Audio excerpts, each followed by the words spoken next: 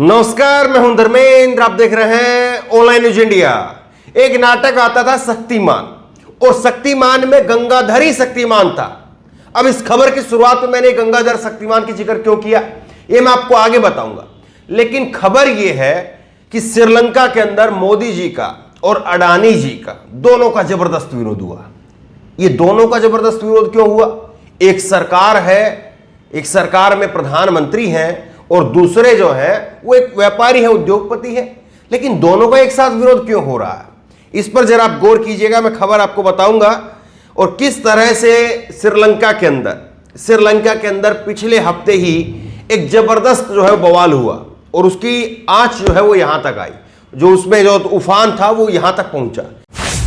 अब देखिए, ये वायर ने खबर लिखी है, अडानी समूह की प्रस्तावित पवन चक्की परियोजना के खिलाफ विरोध प्रदर्शन। जरा एक बार फुल स्क्रीन के ऊपर ये अलग अलग तस्वीरें आप देखिए, अलग अलग आप तस्वीरें देखिए। मैं आपको वीडियो भी दिखाऊंगा, छोटी सी एक वीडियो है वो भी दिखाऊंगा, लेकिन फुल स्क्रीन के ऊपर आप ये वीडियो देखिए किस तरह से अडानी का जो है वो बॉयकॉट यहां पर किया जा रहा है। कहा जा रहा है कि हम अडानी का विरोध करते हैं, हम उसके करप्शन को हमें नहीं चाहिए, स्टॉप अडानी को रोकिए। ये बातें जो है वो पोस्टर लिख करके बताई जा रही है। तो यहां पर जबरदस्त विरोध हो रहा है। पहले मैं छोटी सी आपको एक लाइन बता देता हूं, फिर उसके बाद में खबर बताऊंगा, फिर तफसील से पूरी खबर मोटे मोटे अंदाज में आपके सामने रखूंगा ताकि आप इसको समझ सके, क्योंकि टेक्निकली ऐसी खबर जो है वो समझ नहीं पाते। अब इसमें क्या हुआ कि एक 500 मेगावाट का बिजली पावर प्लांट लगना था, और वो बिजली पावर प्लांट के लिए यह कहा गया कि मोदी जी ने, यह आरोप जो है वहां के इलेक्ट्रिसिटी बोर्ड के अथॉरिटी के हेड ने लगाया कि यहां से मोदी जी ने श्रीलंका के राष्ट्रपति गोटाबाया पक्ष को कहा कि आप जो ये पावर प्लांट लगना है उसका टेंडर अडानी को दे दीजिए। और इसी बात का जो है वहां पर विरोध शुरू हो गया कि अडानी के लिए आखिरकार क्यों जो है वो इतनी बिडिंग की जा रही है, और अडानी की जो क्रेडिबिलिटी है वो सबको मालूम है। और इसी को लेकर के लोग जो है वो अडानी का जबरदस्त विरोध करने पर उतारू हो गए। वीडियो जरा आप देखिए, चंद सेकंड की वीडियो है, लेकिन जरा माहौल आप देखेंगे आप खुद समझ जाएंगे।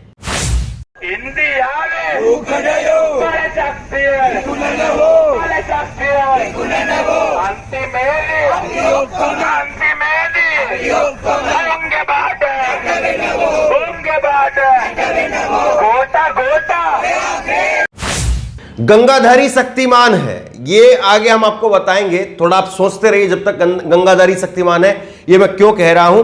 लेकिन ये खबर आप थोड़ा सा टेक्निकली आपको बताता हूं, फिर मोटे मोटे अंदाज में आपके सामने रखूंगा।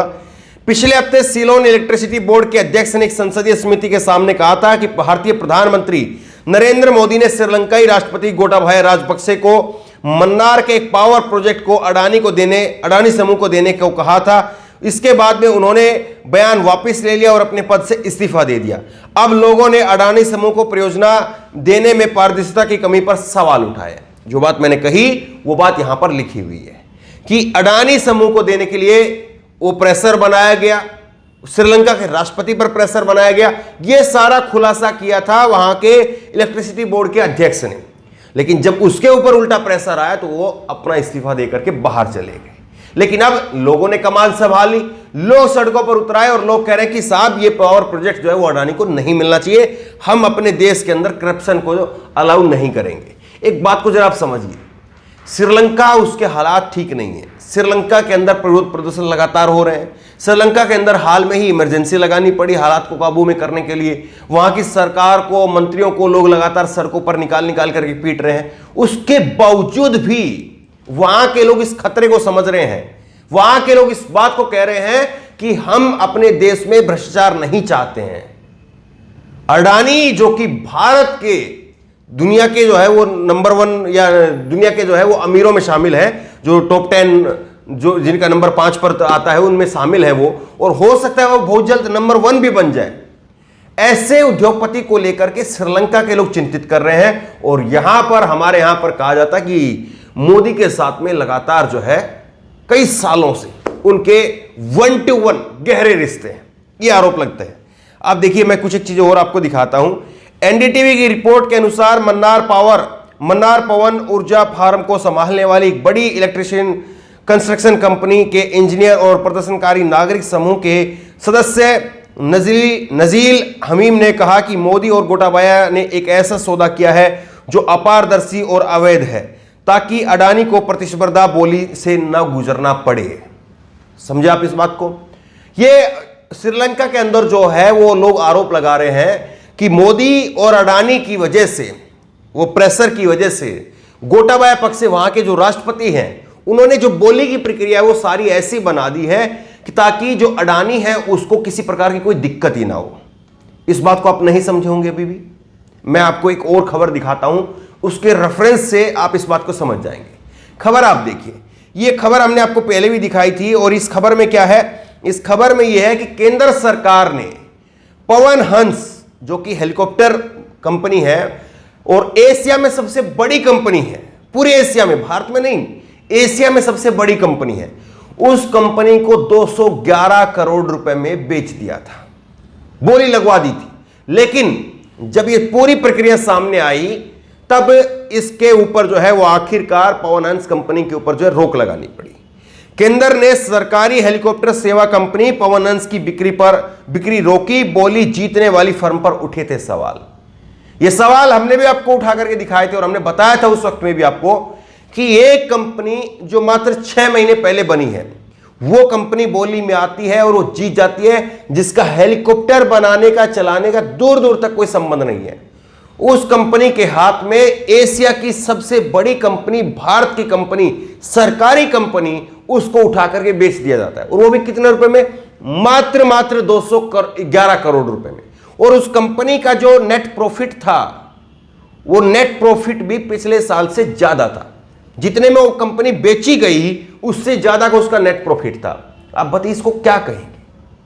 आपकी दुकान, तब भी मैंने ये समझाया था आपको, आप अपनी दुकान से कमा रहे हैं 1,500 रुपए रोजाना और आप जो है उसको बेच दे फिर 1,000 रुपए में, 1,500 रुपए महीना कह लीजिए आप, उसी हिसाब से आप समझ लीजिए मोटी मोटी बातों में। और कंपनी को 211 करोड़ में बेच दिया। ये मैं आपको देखिए थोड़ी सी खबर आपको और बता देता हूं, फिर वापस उसी खबर पर ले जाऊंगा। पवन हंस लिमिटेड में सरकार की 51% की हिस्सेदारी थी और ओएनजीसी जिसके संबित पात्रा को डायरेक्टर बनाया था कभी, उसकी हिस्सेदारी जो है वो 49% थी और सरकार ने इसको बेच दिया था। अब दिलचस्प बात, आखिरी की 2 लाइनें देखिए। बाकी की जो 2 कंपनियां थी, 3 कंपनियों ने बोली लगाई, बाकी की जो 2 कंपनियां थी उसने 181 करोड़ रुपए और 153 करोड़ रुपए की बोली लगाई।